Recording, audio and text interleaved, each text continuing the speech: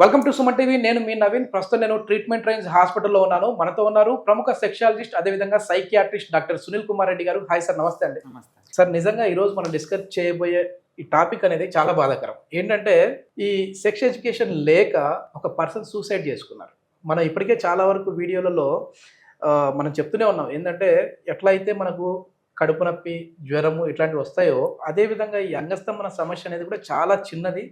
దానికి డాక్టర్ని విజిట్ అవుతే వాళ్ళకున్న సమస్య ఏంటి అనేది చెప్పి దానికి పరిష్కారాలు ఉంటాయని చెప్పి మీరు చాలా వీడియోలో చెప్పారు. ఇక్కడ ఉన్న సిచ్యువేషన్ ఏంటంటే సార్, పెళ్ళయింది, మొదటి రోజే వచ్చేసేసి శోభనం గదిలోకి వెళ్ళారు. సో తన పర్ఫార్మెన్స్ అనేది సరిగా లేకపోవడం వల్ల భార్య ఒకసారిగా మగతనానికి పనికి రాడు అని చెప్పేసి ఒక నింద వేసేసింది. అది భరించలేక సూసైడ్ చేసుకున్నాడు అబ్బాయి. సో అసలు ఎందుకంటే ఈ ఫస్ట్ నైట్ రోజు ఇట్లాంటివి ఎందుకు జరుగుతూ ఉంటాయి అంటే త్వరగా అవుట్ అయిపోవడం కావచ్చు, అంగస్తంభన సమస్యలు కావచ్చు. అంటే ఆ ఒక్కరోజు సరిగా చేయలేకపోతే వాడి జీవితంలో చేయలేడండి. హ్యాపీగా సెక్షువల్ యాక్ట్ లేక, శృంగారంలో పార్టిసిపేట్ చేయలేక, ఇది యూజువలీ వెరీ కామన్ అండి. బట్ మీరు అన్నట్టు అది సూసైడ్కి దారి తీసింది అంటే బేసికలీ అతనిలో ఎంత ఇబ్బంది పడి ఉంటాడో మనం ఒకసారి ఎస్టిమేట్ చేయాల్సి వస్తుంది. సో ఈ అంగస్తంభన లోపాలు, ఈ సెక్షువల్ డిస్ఫంక్షన్స్ అంటాం. ఓవరాల్గా మనం ఈ ఫస్ట్ నైట్ ఇంపార్టెన్స్ లేకపోతే హనీమూన్ ఇంపార్టెన్స్ అంటాము. దీనికి కారణాలు చాలా ఉండొచ్చు. బట్ మెయిన్గా ఏంటంటే ఈ సెక్షువల్ డిస్ఫంక్షన్స్లో 3.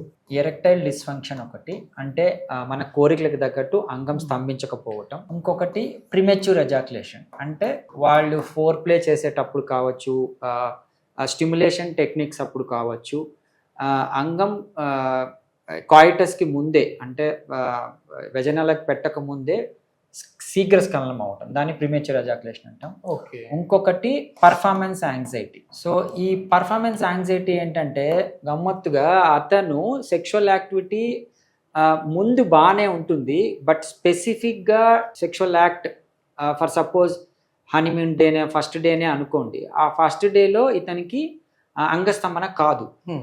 సో దాన్ని హనీమూన్ ఇంపార్టెన్స్ అంటాము, అండ్ ఫస్ట్ నైట్ ఫియర్స్ ఇట్లాంటివన్నీ. సో ఇది ఏమవుతుంది అంటే స్ట్రెస్కి, యాంగ్జైటీ అంటేనే ఒక రకమైన సైకలాజికల్ డిస్ట్రెస్.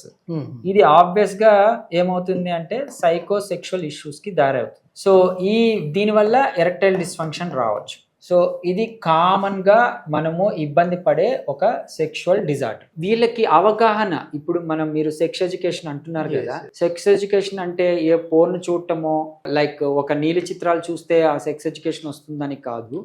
బేసికలీ ఈ అవగాహన లోపం, అంటే సెక్స్ మీద అవగాహన లోపం అనే దానివల్ల వాళ్ళు సైజ్ కావచ్చు, సెక్స్ టైం కావచ్చు, how to perform sexual act కావచ్చు, అండ్ పక్కన పార్ట్నర్తో ఎలా ఉండాలి అనే రిలేషన్షిప్ ఇష్యూస్ కావచ్చు, ఇవన్నీ కూడా చాలా పబ్లిక్లో చాలా ఇబ్బంది ఉంది. ఎందుకంటే కల్చరల్గా సెక్స్ అనేది ఒక స్టిగ్మాని తయారు చేసింది. సెక్స్ గురించి మాట్లాడుకోవడం అనేది చాలా ఇబ్బంది. సో అందుకని ఒక ఫోన్ చూస్తే ఆ ఎడ్యుకేషన్ రాదు. సో ఒకప్పుడు అసలు దీని గురించి మాట్లాడే వాళ్ళు కూడా చాలా తక్కువ సార్. అంటే మీలాంటి డాక్టర్స్ ఇప్పుడు ఒక అవేర్నెస్ తీసుకొని వస్తూ ఉన్నారు. సో అసలు దీని గురించి డిస్కస్ చేయడం ఎందుకని కొద్దిమంది కూడా లేదని లైట్ తీసుకునేవాళ్ళు. కొన్ని ఛానల్స్ కూడా ఎందుకు మనకి ఇంత అవసరం లేదని. కానీ అదే ముందు నుంచి ఒక అవగాహన, ఒక అవేర్నెస్ తీసుకొని వచ్చి ఉంటే అట్లాంటి వాళ్ళు చనిపోయేవాళ్ళు కదా. అంటే ఇది మనకు తెలిసి వార్త బయటికి వచ్చి ఒకరు, ఇంకా తెలియని వాళ్ళు చాలా మంది ఉంటారు. దీన్ని సినిమాల్లో చాలా కామెడీగా చూపిస్తారు. అంటే చేయలేకపోయాడంట, అది ఇది అనేసి.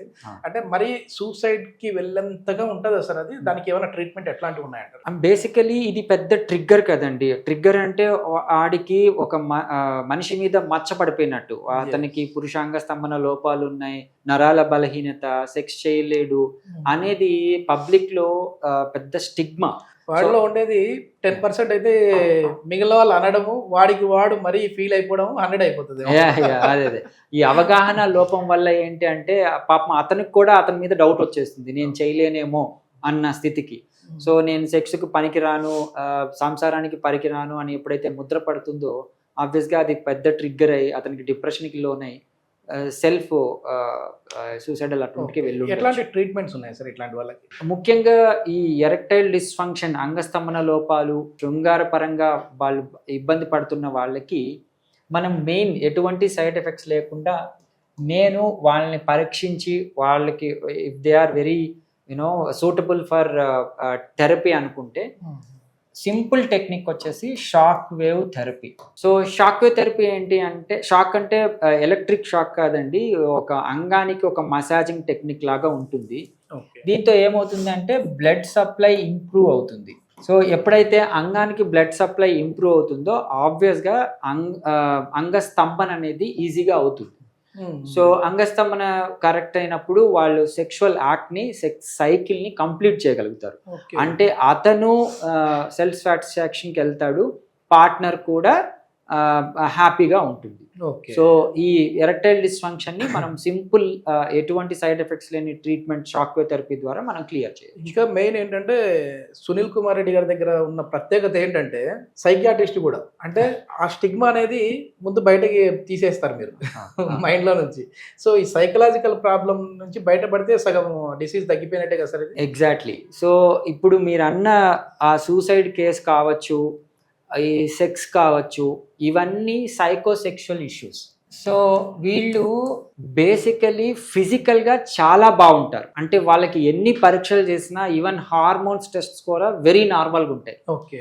బట్ థాట్ ప్రాసెస్ అంటే అతను చంపుకునేంత వరకు వెళ్ళాడు అంటే అతని ఆలోచన నెగటివ్ థింగ్ ఎక్కడి వరకు ఉంటుందో మనం ఎస్టిమేట్ చేయొచ్చు. సో అంత డిప్రెషన్కి లోన్ అయ్యేవాడు సెక్స్గా ఏం పర్ఫార్మెన్స్ చేయగలుగుతాడు? సో బేసిక్గా అతని మెంటల్ హెల్త్ని ఇంప్రవైజ్ చేస్తే ఆబ్వియస్గా అతను సెక్షువల్ యాక్ట్ కానీ లైఫ్ని కానీ ఇంప్రూవ్ చేసిన వాడు. ఓకే. ఈ షాక్ వేవ్ థెరపీ ఇచ్చేటప్పుడు ఏదైనా మళ్ళీ మీరు మెడికేషన్స్ కూడా ఇస్తారా అండి? యూజువలీ ఈ షాక్ వేవ్ థెరపీ ఇచ్చేటప్పుడు ఏమవుతుంది అంటే అంగానికి బాగా స్టిమ్యులేషన్ అనేది జరుగుతుంది, ఒక మసాజింగ్ టెక్నిక్ కాబట్టి. సో దానికి అడిటివ్గా సప్లిమెంట్స్ ఇస్తాం. సప్లిమెంట్స్ అంటే ఇప్పుడు మనం ఎక్సర్సైజ్ చేసేటప్పుడు ప్రోటీన్ పౌడరు, పాలు ఎలా తీసుకోమని చెప్తామో, అంగానికి ఇట్లాంటి ఫిజియోథెరపీ కైండ్ ఆఫ్ మసాజింగ్ చేసేటప్పుడు దానికి తగ్గ మెడికేషన్స్ పెడతాం. అంతేగాని డైరెక్ట్ వయాగ్రాసు అలాంటివి మేము ఆ టాబ్లెట్స్ కాదు, మామూలు సప్లిమెంట్స్ అండి. సప్లిమెంట్స్. ఓకే. ఇది ఎన్ని రోజులు తీసుకోవాలండి ఈ ట్రీట్మెంట్ ఒకవేళ? సో ఈ షాక్ వేవ్ థెరపీ ఏంటి అంటే సెషన్స్ వైజ్ ఇవ్వడం అనేది జరుగుతుంది. అంటే వీక్లీ ట్వైస్ తీసుకునే వాళ్ళు ఉంటారు, అంటే వాళ్ళకి క్లయింట్కి తగ్గట్టు మనం ఇవ్వడం అనేది జరుగుతుంది. వీక్లీ వన్స్ థెరపీ సెషన్స్ ఉంటాయి. ఈ విధంగా 8 to 12 సెషన్స్ మనం పెడతాం. చాలా మంచి ఇన్ఫర్మేషన్ సార్. సో ఇది మొత్తం మీద ఏంటంటే ఏదో ఒక చిన్న మచ్చ పడింది అని చెప్పేసి సూసైడ్ చేసుకునేంత వరకు అయితే వెళ్ళాల్సిన పని లేకుండా ముందు అసలు ఆ సమస్య ఎక్కడ మొదలైంది, ఎందుకు మొదలైంది, దీనికి ఏమైనా పరిష్కార మార్గాలు, ట్రీట్మెంట్స్ ఏమైనా ఉన్నాయా లేదా అని చెప్పేసి దాని గురించి ఒక ఆలోచన వస్తే సో ఆ సూసైడ్ అనే ఆలోచనే రాకుండా ఉంటుంది. సో దానికోసం అని చెప్పేసి చాలా అవేర్నెస్ ప్రోగ్రామ్స్ అయితే ఇప్పటికే మేము చేస్తూ ఉన్నాం దీని గురించి. సునీల్ కుమార్ రెడ్డి గారు అయితే సైకియాట్రిస్ట్, అదేవిధంగా సెక్షువాలజిస్ట్ కాబట్టి ఏదైనా సమస్య ఉంటే మీరు ఒకసారి ఇక్కడ కన్సల్ట్ అవ్వచ్చు. Thank you sir. Thank you.